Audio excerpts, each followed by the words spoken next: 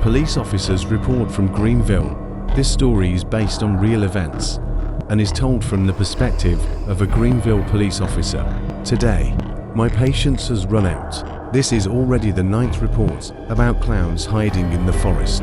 The woman who came to us today insisted that her son was telling the truth about people in clown costumes. Here is what's strange. Every single person who filed a report lives on the outskirts of Greenville. Our town is surrounded by woods. That's where the clowns lure children. 9 reports on the same subject in just 3 days. The first letter to the police was written by a woman named Donna Arnold. The very next day, she personally insisted on meeting me. I'll never forget her words. She wasn't exactly terrified, but there was an uneasiness in her voice. She told me this: "My house is on the edge of town, with the forest right behind it. Greenville is a small settlement, and neighbors have known each other since childhood. We've never had reason to fear anything until now. We don't tremble for our own lives, but for the lives of our children. I've been a widow for about 6 years. My husband died and left me alone with my son, Stephen. That evening, I was in the kitchen. I remember the red rays of the setting sun shining through the bare branches of the trees. Stephen was playing in the yard. From the kitchen window, I could see him clearly, though while cooking I couldn't keep constant watch. Still, I worrying about every fall, every scrape, not to mention worse. From time to time, I look out just to check on him. I looked out. Stephen was playing with toy cars in the backyard. The sun was setting over the woods.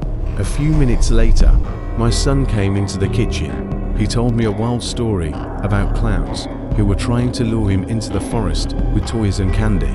I dismissed it as a joke. Smiling, I sent him back to the living room. After making sure Stephen was busy with his toys inside, I glanced through the window again. My smile faded.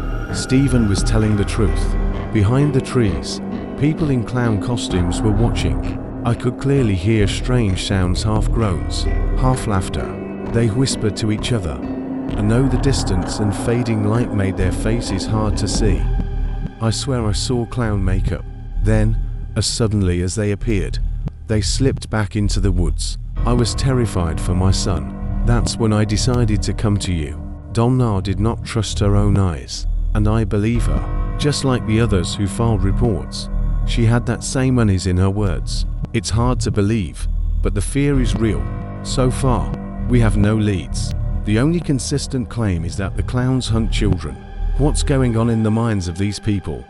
I cannot say if they're even people at all. As for the children who vanished into the forest because of them, we can only guess what became of them.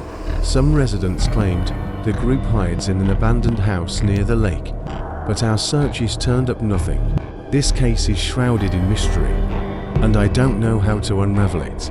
Going into the forest seems pointless. Townsfolk have already formed search parties to find the clowns, but without success. It's as if they're playing with us, toying with the whole town. The laughter of clowns has become a nightly nightmare for many citizens. The police are powerless. Our only hope is that the clowns disappear on their own. Otherwise, they'll keep trying to snatch children, luring them into the woods, never revealing themselves openly to adults. The only right step is to increase patrols around the town. God, deliver us from this scourge.